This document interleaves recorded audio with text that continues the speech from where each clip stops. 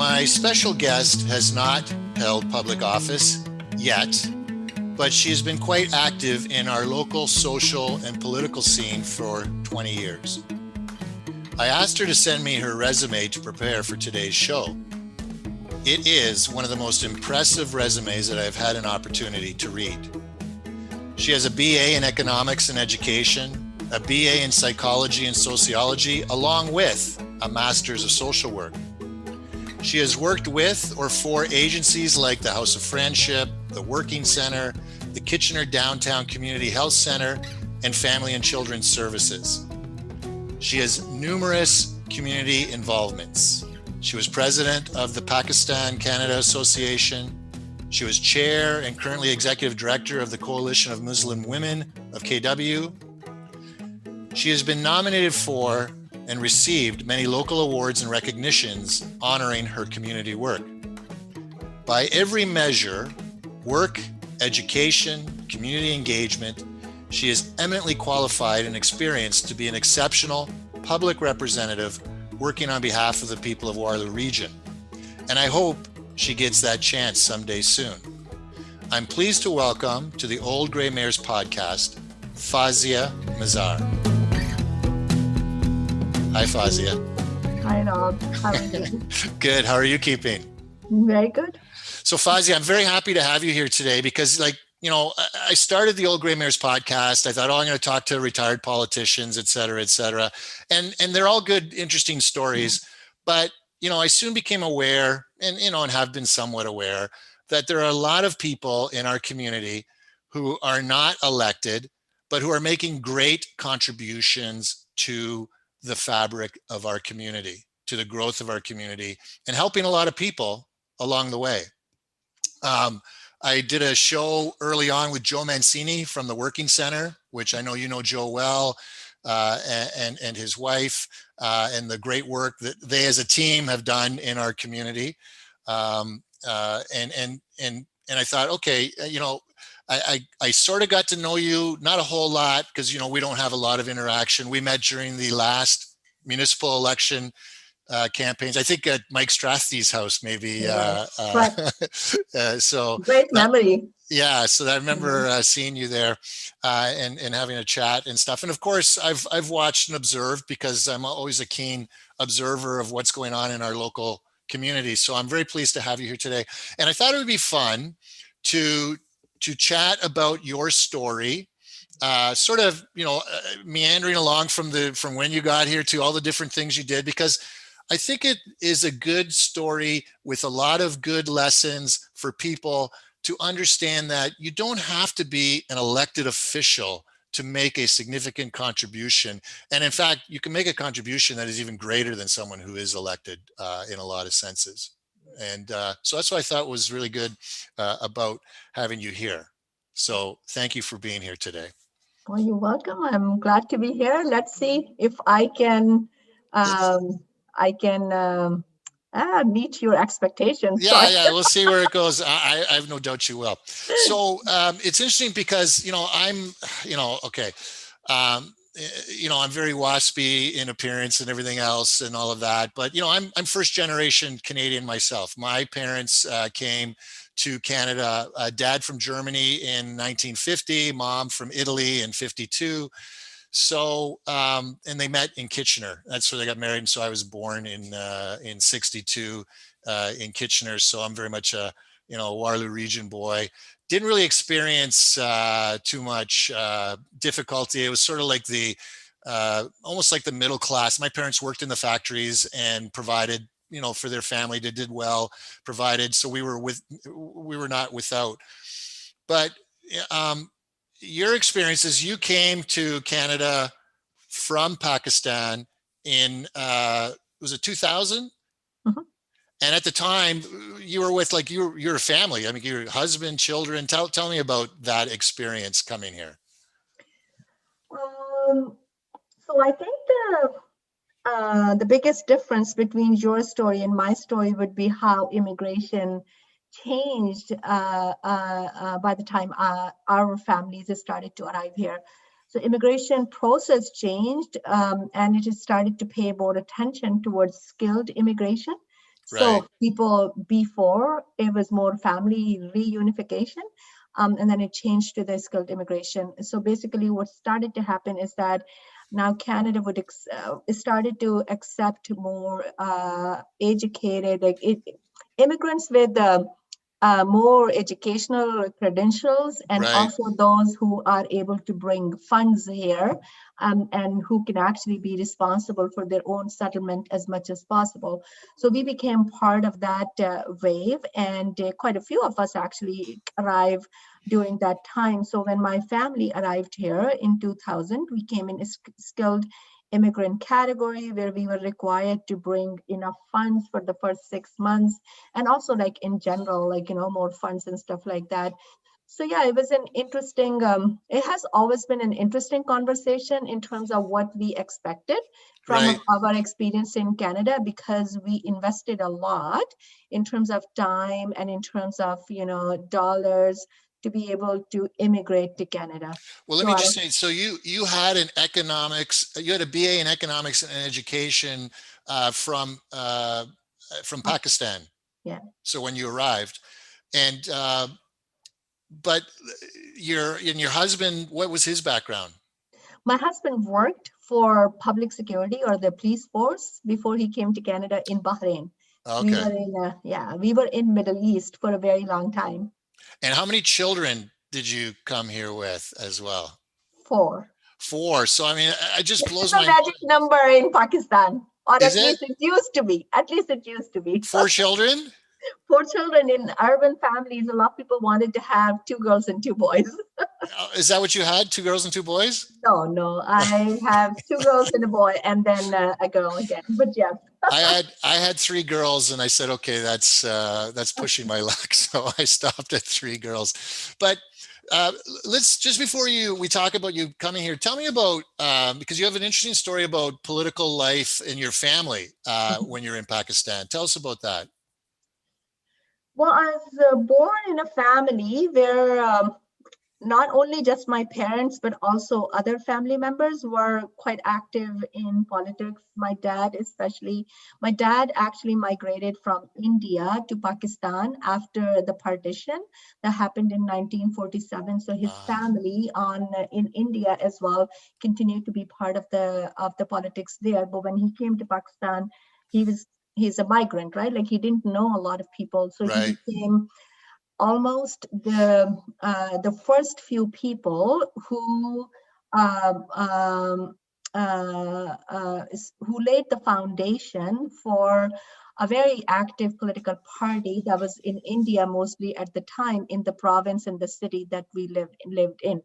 So he, as you said before, not always was a public office holder. However, he was very, very active in the community in terms of all kind of community, like, projects such as even mobile hospitals and whatnot, and right. also very, very active with laying the foundation for this political party in the city and the province.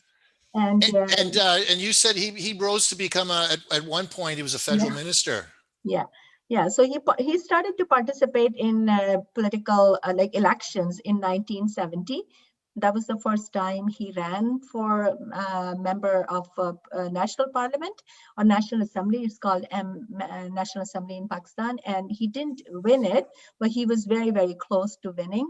Right, And then he didn't actually run for a very long time. Then in 1979 he ran again for a municipal election where he was first elected as councillors from 2 different wards, and then the mayor of the city, which was the third biggest city of Pakistan at the time. And then he also served on the provincial assembly after that for a little bit. And then he ran for National Assembly in 1984 or 85, I believe.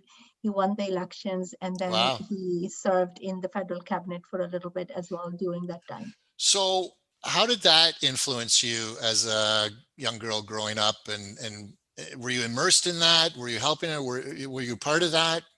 Yeah, always. Like, we were part of our dad's campaign, my mom, myself, other siblings, other people. We would go door to door, for example. Like, we saw everything. It was part of our daily living, like, what we Yeah, but did. not Like, all, even but my not all. grandmother. Yeah, but Fazia, not all families are always involved in their spouses or partners' I campaigns, know. right? I mean, my Yeah, my kids were not involved in any of my campaigning. yeah, My spouse wasn't interested, and I was fine with that. She wasn't interested either. But I could see if I was in your shoes, I would be right in there too, because you and I, we have a passion for this sort of thing, and yeah, I'm guessing that helped develop your was the start of the seed planting for the passion of yeah. local politics. Well, I was the oldest child in my family, and Yeah. the legends, like, what I heard, Yes. that when, before I was born, my dad had this promise that, whoever this child is, I will do my best to prepare them for a public life. Do you know what I mean? Like, Oh, wow. There you for the go. Eh? benefit of the community, more for the Yeah. benefit of the Yes. community. Yes. So, Yes.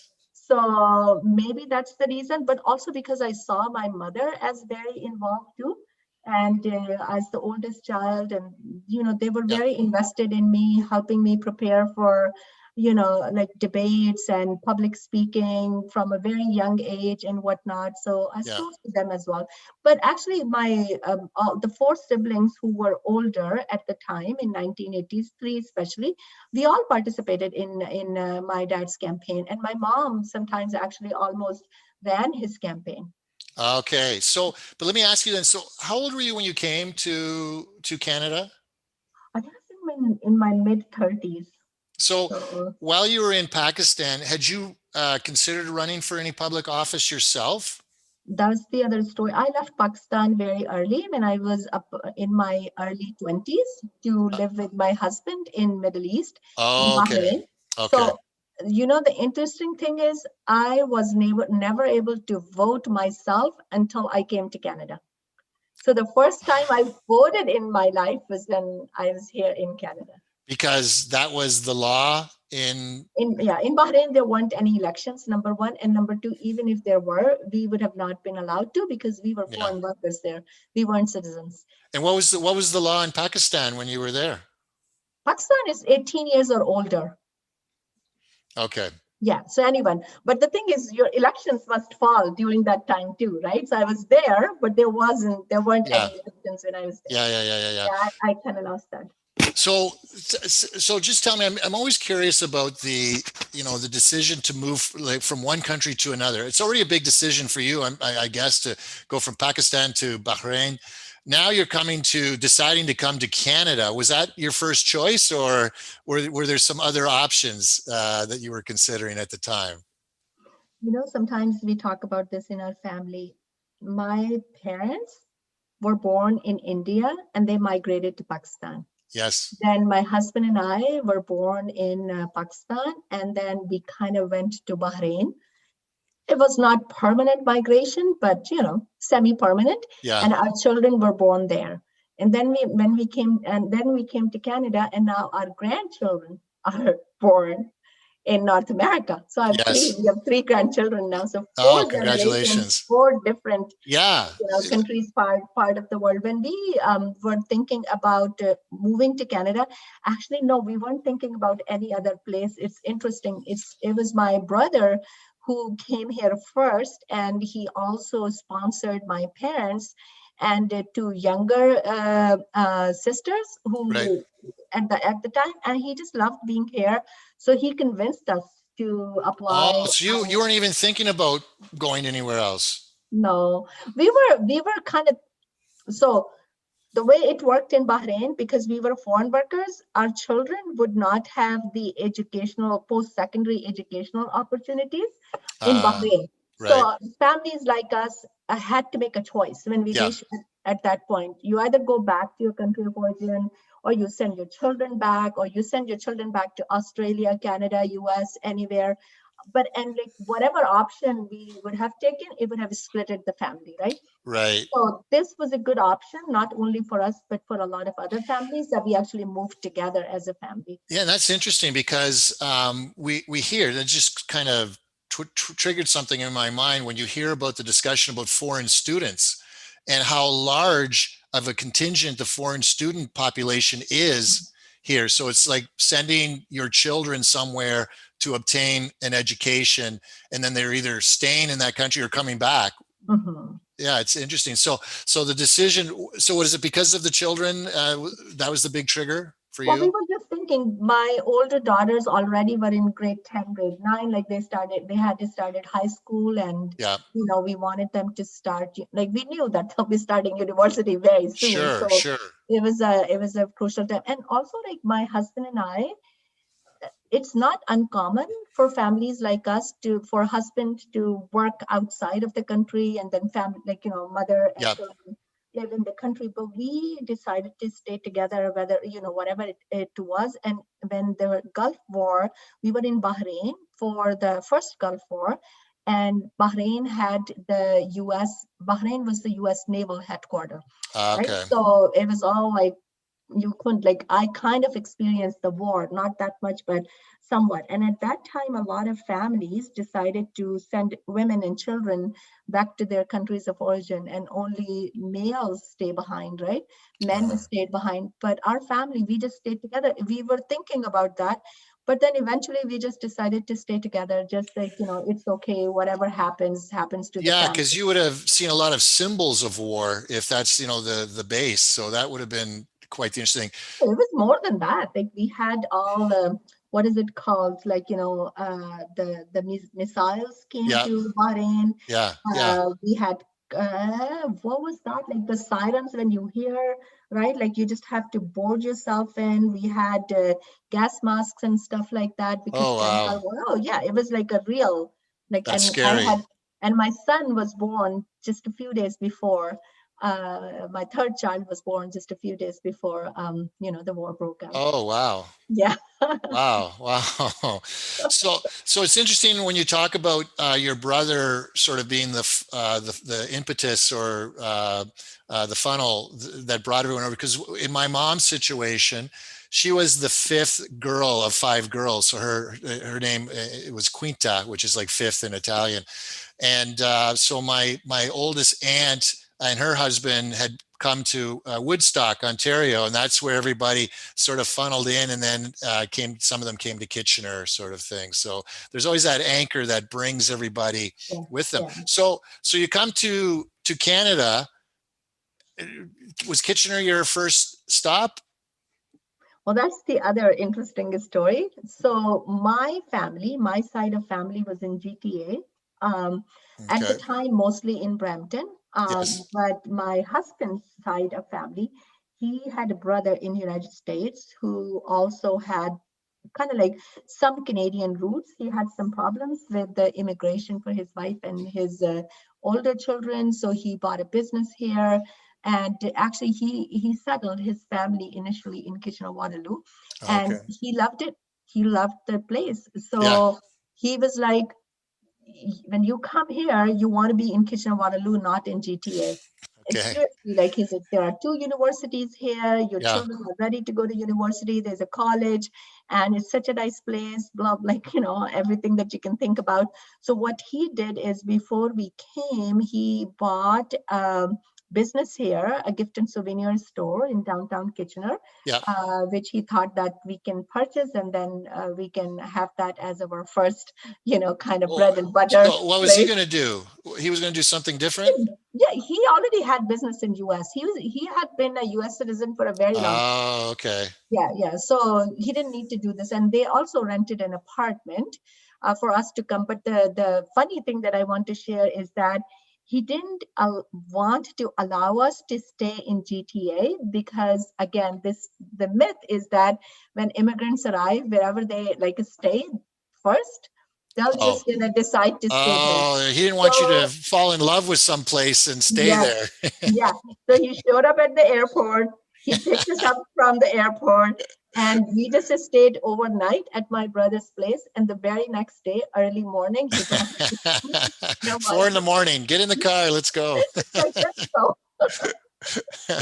So then, so he had this business, and this. So you had mentioned that the immigration was sort of it's economic Yes, immigration. definitely economic. Okay, and so Yeah. you were going to be investing potentially in this Yes. business if it suited you, and, Yes. and and that was something you ended up doing. Is that Yes, correct? we did end up doing that. So we purchased it. So first we had the experience of running it for a couple months, and then we purchased it, and we kept the business for, I think, about 5 years almost. Right. Okay.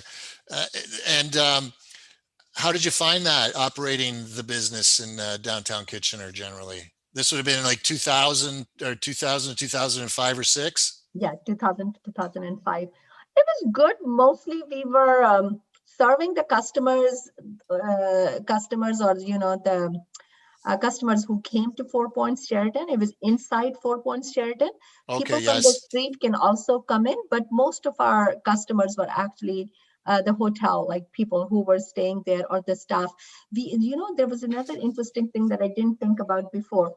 In the same building, Karen Redmond also had her Oh, constituency office. yes. Yes. Yes. Right So down in the corner. Yes. yeah, I remember seeing, especially like when 9/11 happened, Oh, right.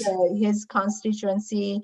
I'm trying to remember. I think his name was Paul. He came running to our store, and we all went there, and we actually saw everything on the screen unfolding in Okay. her Okay. office. But Yes. Ken used to come to our store all the time to pick up cream or newspaper, or Nice. Nice. I know. Karen goes way back. true. So, as I look through your resume, though, you didn't work at the store for the whole 5 years, because one of the first things I saw after the store was working with the House of Friendship in October of 2001. So what was this transitioning that was happening for you? So first thing is, if you ever have a family business, you can never quit. Okay, so it Yes, may not be yes. part of my resume, but I was fully involved in the business, and Okay, yes, so were my I children, understand. and so were my children. They grew up at that store, right? Like, Yeah, we had in the back room, we had a microwave, a couch, everything.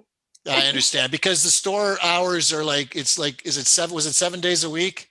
7 days a week, And how seven to many hours a seven, day? 7 to 11, 7 a.m. to 11 p.m. Oh my God, yeah, that would be too much for one person. So clearly, yes, I understand what you're And saying. there's So not enough income to hire someone else, right? So it's just yes, a yes, family. We family just run did it. business. I Yeah. understand. And So we, so yeah.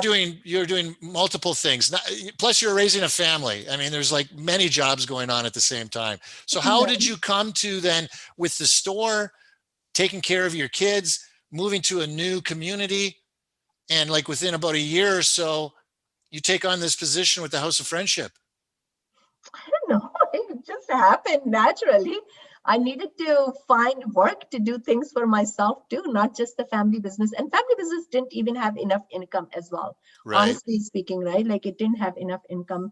So we needed the second income, definitely. But I also wanted to do the work that I've always liked, like working for the community, working in the community. So that's why, not only for the job, but also in terms of getting involved with Pakistan Canada Association as the secretary. I think it was 2002 or 2003 that I started to serve on their executive Yeah, and council. we'll talk about that. But you know what? I just want to step back for one quick second, because you mentioned 9/11. What was your experience like following 9/11? Um, I would say, in terms of street harassment and stuff like that, maybe not that much. There were things that were happening, especially in downtown Kitchener, like my daughters were followed. Like, I remember one person just whispering like Muhammad was evil, like, passing, like, in passing and stuff like that. Things were happening, but not that much. Actually, I think we see more hate incidents now than we saw at the time, but it was kind of a very, for someone like me, it was also a moment of awakening. Like, Right. who am I? What am I doing here? Why is this happening? Why 9/11 happened? A lot of other things. And so, yeah, like, it was kind of a turning point, um, in many, many ways for me personally too. But in terms of the environment, I don't think that right away we saw the challenges. The challenges came later on. mostly, like, what we saw in terms of rising Islamophobia, hate Yeah. incidents, a lot of other things, not directly, like, right after that. I know US was different, but in Canada too, things happened. Like, there was arson in a temple in Brampton, quite big, right after 9/11. But in Right. general, in Kitchener, I don't remember a lot of those things. Because But yeah, because it seems like it could be, I mean, a daunting time to want to be out there yeah, when this is going on. And here you are in October of 2001, you're taking on this job as the intake worker yeah. at House of Friendship. What was the interest in that? What drew you to that? I wanted to work in not-for-profit sector. So before I came to Canada, I mostly worked in either like software development. It used to be called computer programming. So that's where my education was, and also like taught, right? Yeah. So, but when I came here, I didn't want to do both. I didn't want to be a teacher in a school, and I also did not want to be in working in IT. I had my own reasons for both. But basically, I didn't know that there is any other way as well. I thought at that time that if you did something for your life, you're just going to do the same thing for your life, right? I didn't have the idea of changing your career or anything like that. So I went to the working center, spent some time. I got the best employment counselors or career counselors there. Okay. Okay. So And hold on. yeah, Hold on. Okay. So I just want to make sure we're all following this. So you were working in IT previously and yeah, teaching, but yes, you didn't want to continue along that line. no, no. Okay. And so IT, you went to the working center. You found out about the working center as a place to help you yes. understand what you might want to do, considering your skills, et cetera, et cetera. Yeah, I mean, I wasn't even that clear at the time. I had Oh, a lot of fears. Like my fear was that I'd never be able to get a job here. I'll end up working in like manufacturing sector or something like that. And of course, our family did not need the income so badly that I had to work in manufacturing or anything right, like that. We right, were right. okay. So that wasn't the thing. But I had two very bitter experiences when I tried to look for work myself. Like at one point when I went to the HR office and I said that I'm looking for a job, the person said that they do not have any housekeeping positions available, right? And I left the office really like, Hold on shaken. a sec. Hold on a sec. Hold on a sec. Yeah. What was the position you were seeking? I I was just thinking some kind of like administrative position with, I was like very, what's the word, like computer savvy Yeah. and a lot of other things. I wasn't even thinking too much. It's more like I'll probably get some kind of a reception administrative, that kind Yeah. of position, right? Like, and I was quite confident that I can do it easily. But they Uh, went directly to, we don't have yeah, any. Wow. yeah, I still remember that. Like I came back to the store and I was so shaken. I was Yeah. very shaken. Well, So yeah. it gets to this thing about recognition of foreign designations or professional designations. Well, I Uh, think it's more than that because they didn't know what credentials I had, no, no, right? no. I Yeah, agree. It's more than that. But this yeah, is another topic, so to speak, that I'm saying where people have, they're a doctor in another country, come to Canada, and it's almost impossible to be a doctor here. yeah, But no, I understand what you experienced was, I don't know, it was yeah, stereotyping, it was racist, it was whatever. It was like it yes, was it was not good for yeah. sure. But yeah, Uh, and that would burn in your mind. So after that experience, then, and you're feeling demoralized, how did you find the working center then to as a place to go to help you with this? So we lived on Benton Street, and we had a neighbor who's actually from a family, a very small family. They were from Nepal, and they helped us a lot. At the time when I came here, there weren't a lot of people like us around. They helped us a lot. They told us about a lot of resources and stuff like that. So working center as well. Him and his wife introduced me to the working center, and I started going there. And actually, the first time I remember when I went there and the employment counselor came out, I was like, I'm just looking for work. I didn't even give them a lot of my work experience because I thought I always worked as a teacher and I always and also like the computer, the IT, software development. And I don't want to do that. Software development, I'm only saying this now. It used to be called computer programming. Yeah. I understand. I think we all Program. understand, Yeah. but you didn't want to do that sort of work. No. So I didn't even tell them, but the employment counselors were so great. They just sat down with me and asked many questions. And I did a lot of work, what we call extracurricular or community work, both in Pakistan and also in Bahrain. I was very involved with community life there as well. Yes. So I came back, like, okay, we had a follow-up appointment. I came back, and this one counselor is a very good friend of mine. If you're listening, Irene, hello. So We'll see, maybe. maybe. So they had this idea for me to apply for two jobs that were at YMCA Cambridge, and they were at coordinator level. I remember one was race relations coordinator, and they Okay. said, "Would you be interested in applying for that?" I'm like, they hire me, right? But they said, yeah, you have a lot. And then they kind of introduced me to this idea of portable skills, like portability of skills, and Right. how you use them in different work Yep. environment. It's not Yep. about what you went to school for. It's about what you did. Exactly. Yeah. Yes. Yes. I tell my girls that too, to be flexible when they're looking for work. So, it helped. We applied for those two positions, and like lo and behold, I got an interview, and that was quite exciting. So I went for the interview, and I prepared a lot for the interview. I still remember that. Like, I knew everything. You don't wear scent, and the way, like, how do you, a lot of those things. So I went there for the interview, and after the interview, they actually called me for the second interview, but then Yes. I panicked. I actually really, because it was hardly like maybe just 4 months in Canada, in Kitchener Waterloo. And I was like, we were still considering whether we want to stay here in Kitchener Waterloo permanently or want to Uh, settle in GTA. At the time, we had not bought the store. We were working there, but we weren't 100% sure. And I panicked because I thought, look, I don't even know the community here. I don't really understand. And if at the end of second interview, I somehow convinced them, just because of my research and everything, that I can do the job, yeah. it's going to be very difficult for me. So then I just decided that I told them that I wouldn't be able to continue. It's just because we're not sure, and thank you for the Right. opportunity.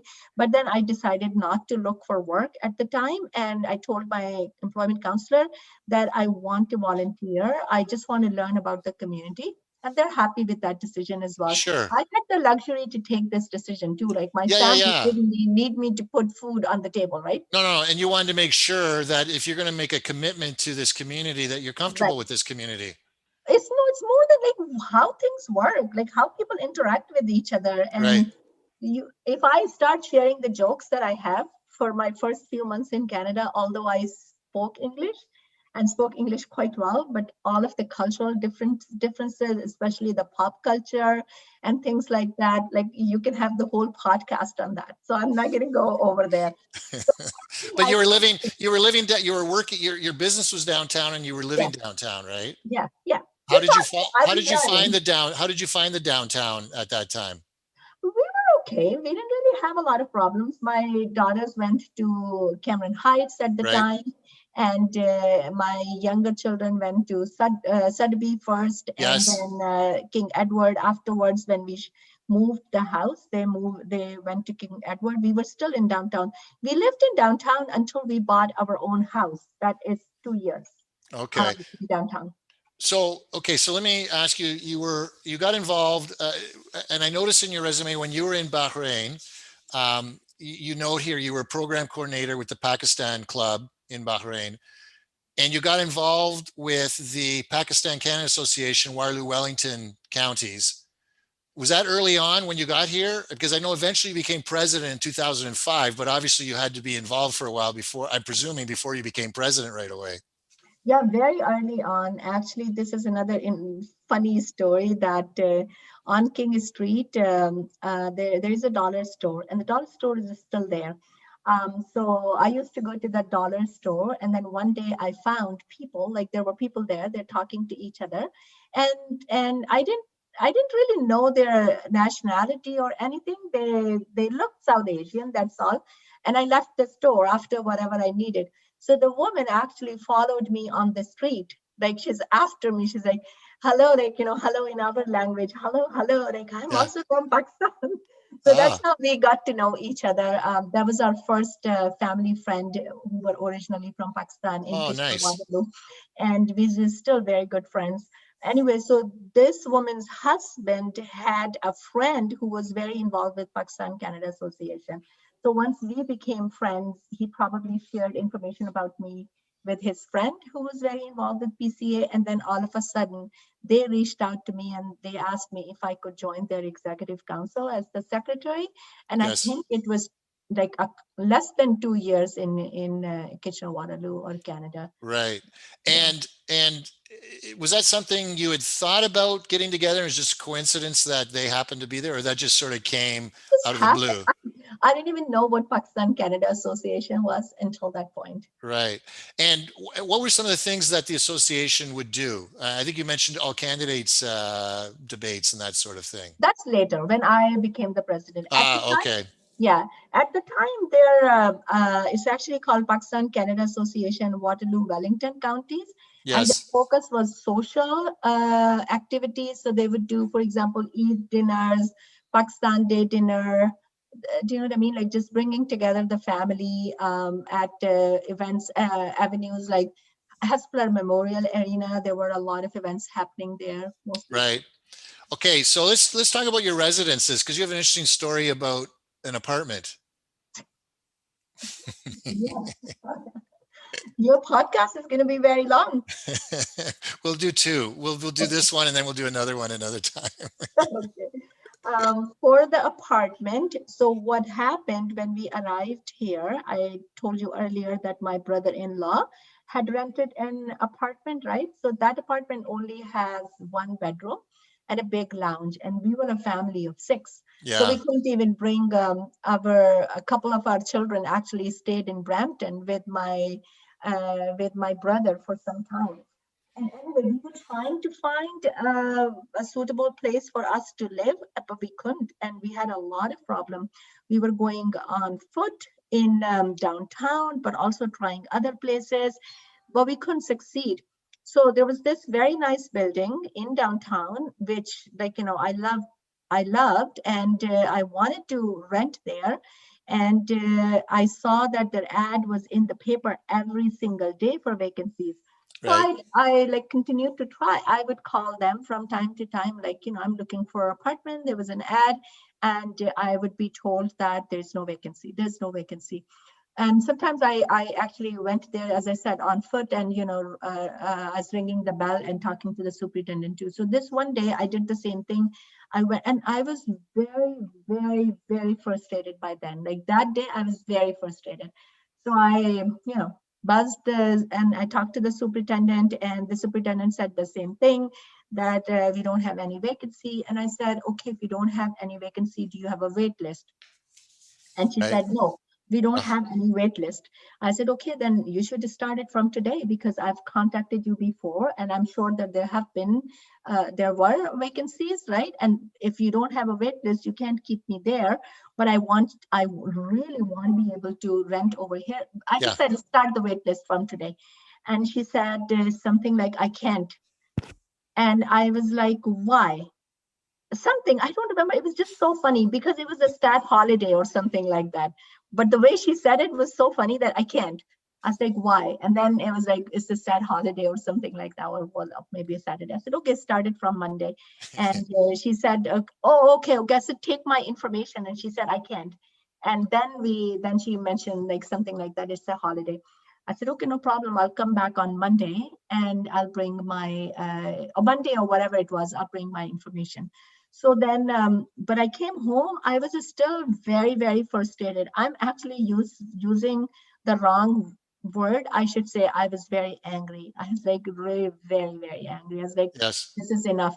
So I picked up the phone and I actually called the headquarters of that, corporation in London, Ontario. And I was like, if you do not have vacancies, why do you bother putting out your ad every day? Right. Right? Like that's my thing. If you don't have vacancies for months, why are you putting out your ad every day? And they were quite surprised. And I don't know who I talked to, maybe eventually to a manager, whatever. And they listened to the story and they said, what about, like, they had other buildings in the city. And what about this building? I said, no, we have a store in downtown and we want to continue to live in downtown. So this is the building that I want to live in. So they said, okay, not a problem. And then on the next working day, when I went back with my information, the superintendent actually told me that there were 2 apartments that were going to become available very soon. One with 2 bedrooms, one with 3 bedrooms. She showed me both apartments and I picked the one with 3 bedrooms for sure. And because we were like, 6 family members. Yeah. Yeah. And we had to wait, I think, for about 21 days or something like that. But we did we lived there then. Yeah. 2 But years. you had to advocate a little harder for yourself in that situation. I would say I had to fight for it. Yeah, no kidding. So tell me about your work then with the House of Friendship, that first job. That first job, so as I shared with you earlier, at one point I decided that I won't be looking for work. Instead, I Right. would just, focus on that. So then we moved to this nice apartment. Now the expenses are much higher, like we were Ah, paying quite a high rent. And we also started to feel a bit settled down that, right. we want the house, the business. So by then, and we know that we are staying here, we are in this apartment. So then I told my counselor that now I'm ready for work. And this at the time, this job posting was out from House of Friendship, intake worker at the Food Hamper program, which is kind of like the food bank that you would go to if you need emergency food. I applied for that and I got an interview. I had a great employment counselor. Like uh, she didn't mind picking up the phone and calling the employer to let them know about what's more than the resume. So it wasn't just the resume. Ah, okay. Yeah, It yeah, was yeah. like, so Nice. I didn't know at the time, but I know that she did it for a lot of people, that she would call the employer and ask them to consider the people at least for an interview. Yeah, so They can't she's get you the job. advocating. She Yeah, was advocating for them. Yeah, yeah. nice. It cannot get you the job, but at least it can give you the interview if it's good enough. Well, that's what I always say to my children. I said, take advantage of the opportunities that get you in the door. Once you're in the door, then it's on Yes, you yes, and to stay there. Nothing exactly. wrong with, you know, taking advantage of the opportunity to get in the door. If you qualify and you're able to do the job, then who's to argue about that? Right. So I went to this interview just like, you would go to a blind interview, right? Like prepared for it. And it was an hour interview and they took quite a long time to decide to hire me. And I was waiting for that call for about a month, I believe. And eventually it came. And, I still remember that, like your audience will laugh, that I started dancing while You talking to did, them. eh? Yeah. But keeping my voice really straight and like thank you. And when do I start that? You're the modest dancer. So Yeah. that's excellent. So you did that job. It says emergency food hamper program. Yes.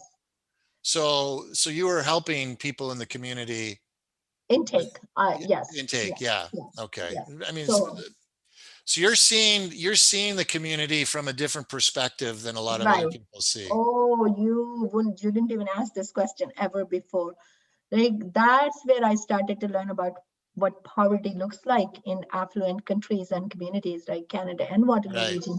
We had Right. no idea. We were surprised to see. Actually, now I remember. If you remember Martin, I think his name was Martin. He was a fixture on the streets in at the time, especially when we came for about 10 years in downtown. So, and also I was at the working center. So I saw some of that poverty and Yeah. things being in downtown. But actually, like working at food hampers was my actual real introduction to what it means to live in poverty in, again, as I say, Yeah. affluent countries and affluent communities. Like I Yeah. remember taking a call from like a 14 or 15-year-old girl who had not eaten, and young mothers without support, Yeah. and people struggling with addiction and homelessness issues, and newcomers, like a lot of refugees, and how people would take 2 or 3 buses to come and get that one box of food, and how Yes. sometimes people losing their livelihood so Yeah. quickly, and then all of a sudden not having enough money to buy Yeah, food. it's interesting you mentioned transit. I remember when I was running for regional chair and I spent a day on the bus. Took transit from Conestoga Mall all the way down to Ainsley Station in Cambridge. And my goal was to interact with people on the bus. I wanted to hear their stories. Okay, why were they, where were they going? What were they doing?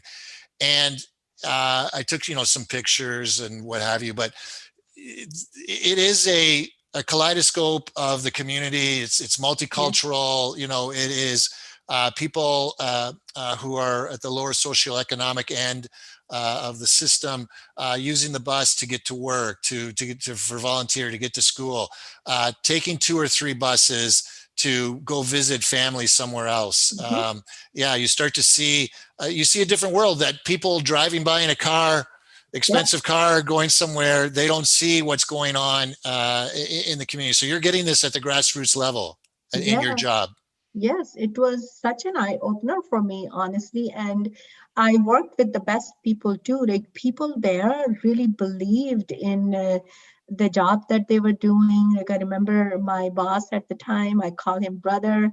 He called Yeah. me sister. We're still connected to each other. Michael, Yes. if you're listening to the show, just in case.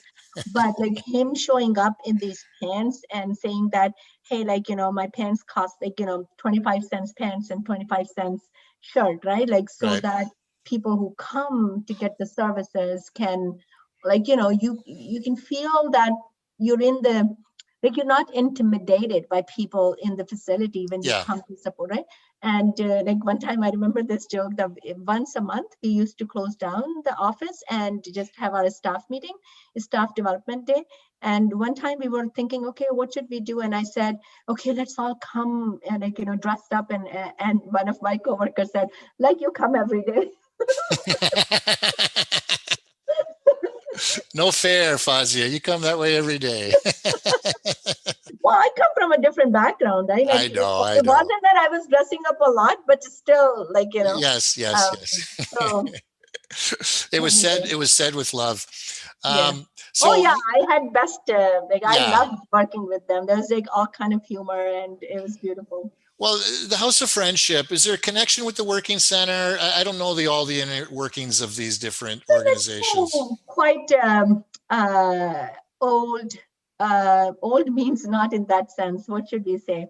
Like, they started much earlier, and the philosophy, you can see a lot of similarity in Right. philosophies, not just for the service, but also for humility, and a lot of other things. So you'll see, like, there's just like a, what should we say? Just like a natural. Uh, Yeah, that comes across really clearly in my podcast I did with Joe Mancini, like that humility. So eventually you left the House of Friendship and you became an employment counselor.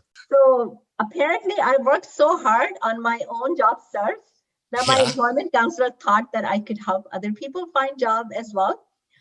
So she kind of always asked me if I ever wanted to work at the working center.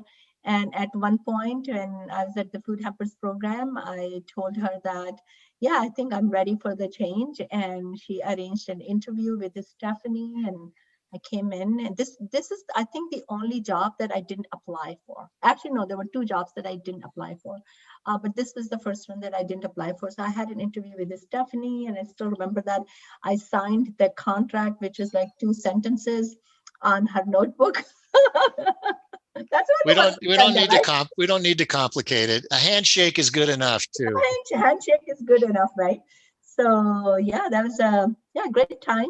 So you worked Yes, over 3 years as an employment counselor. What did you almost 4 years. yeah, what did Yes. you take away from that experience? Wow, like, I learned so much there. and I'm not talking about the technical parts of the job, like, like being an employment counselor.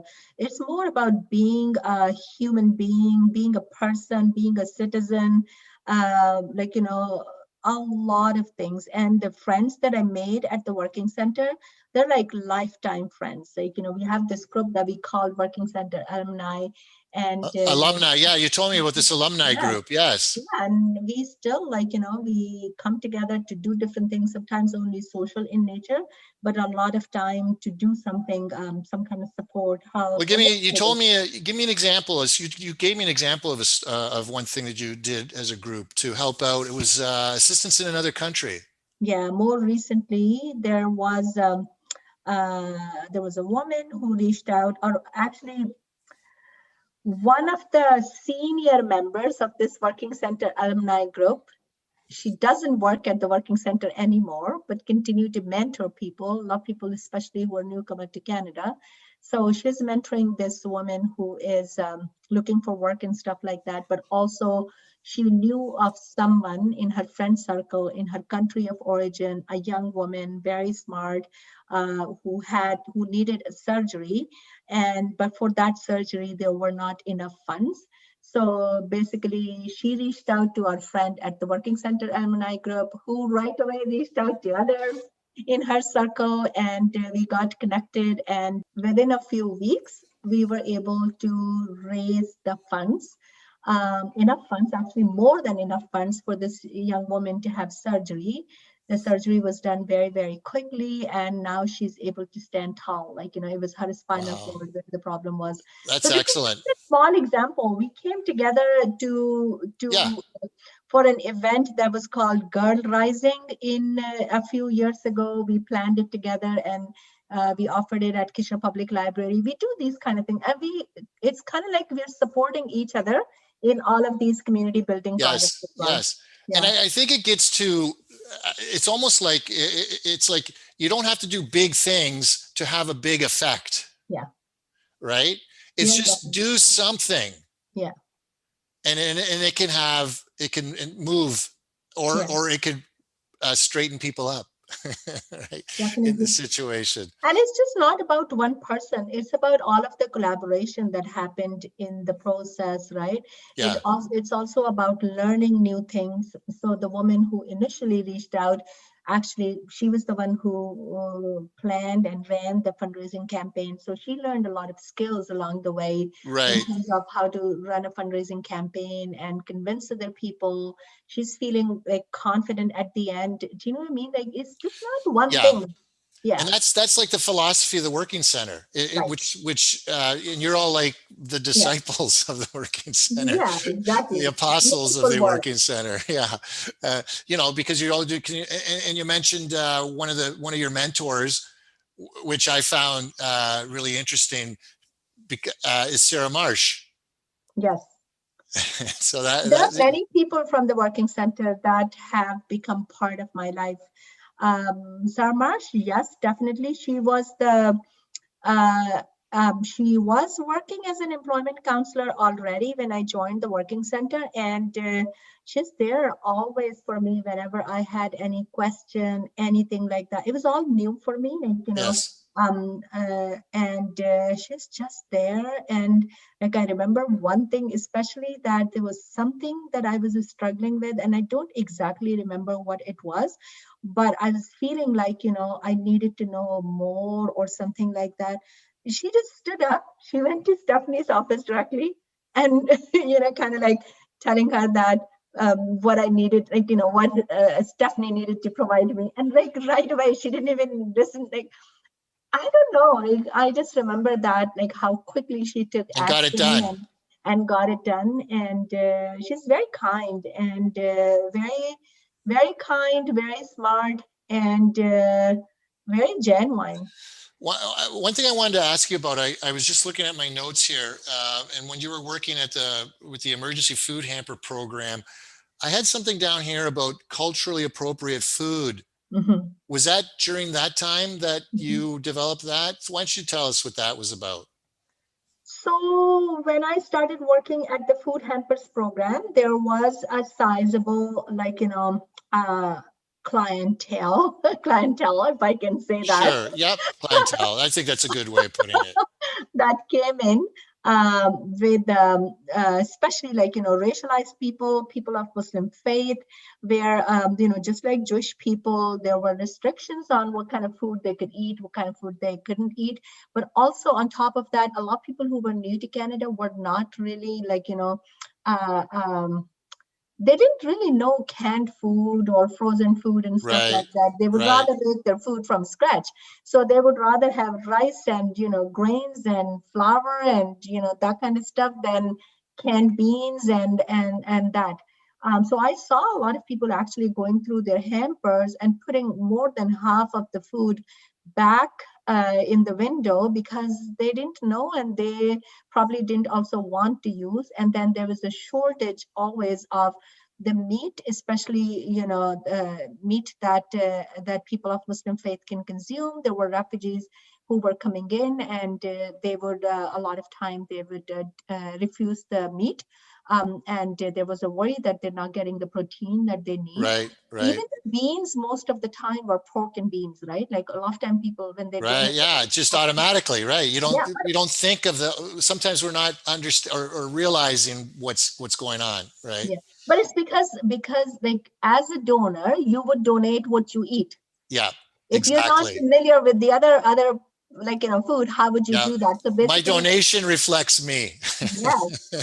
So in the end, what we needed to do is we needed to look into how can we diversify the donor pool, Yeah. Yeah. people who understand, right?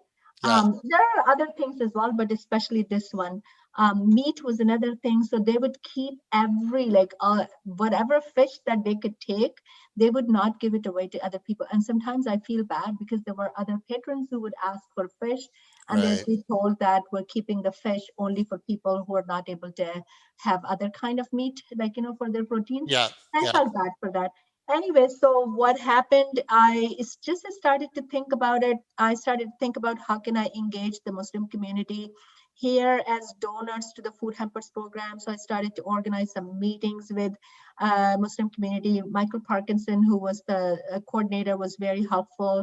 We even did an article about diversifying food donations for food bank. I think Frank Etherington wrote that column, and Okay. I still remember that. And there was a big picture of me there, and talking about the need for the culturally appropriate food. And then I found out that there was a food bank in Toronto area, Muslim food bank in Toronto area. So we took the team there, we learned from there, and eventually, we built connections with local ethnic stores to donate meat, and Right. lots of other things. I started doing this halal food drive on Eid days, so people could bring rice, like Yes. bags of rice, and just leave them at the big place where we gathered for Eid. So Yeah. So it was recognizing a need, yeah, and how do we fill that need, whether it's fundraising or a drive or what have you, right? I mean, but it's sort of like the employment counselor position was a recognition that there was an influx of people of color into the community, right? I mean, and needed, but the counselors weren't reflecting that. yeah, definitely. So you seem to have come at a very opportune time to help in our community. It feels like that now for me, but I'll tell you that there weren't a lot of people like me who had the opportunities that I had during that time. It Yeah. was rare. It wasn't common. Yes. Oh, for sure. Because Even yeah. now, like, Yeah. it's I was the first, as I was told, non-Christian, non-white employee for both the organizations that I worked for, right? I remember going to Christmas dinner for House of Friendship for first one to a church, and a couple of people wanted to make sure that I was at the right place. Do you know what I mean? You're the non-white, non-Christian employee of the And month. not only that, like I had this all kind of jewelry from my country of origin. I just didn't fit. Do you know what I mean? Right, right. I didn't fit But it's interesting how, if you take a look, I mean, you look back on the path now, you say, oh, this is how it all fits. But, your path in Pakistan and your background there, and then coming here and arriving in Kitchener, provided an opportunity for a professional person with your lived experience to assist those who didn't have that professionalism or what have you, but needed some assistance and guidance, and also to help put together programs that were more culturally appropriate for our marginalized community. And I really appreciate you coming on today to share your experiences so freely as you have, and hopefully you've enjoyed our chat today as well. So this has been another edition of the Old Grey Mares podcast. I want to thank you for having listened and tagged along with us. Thanks again. All the best.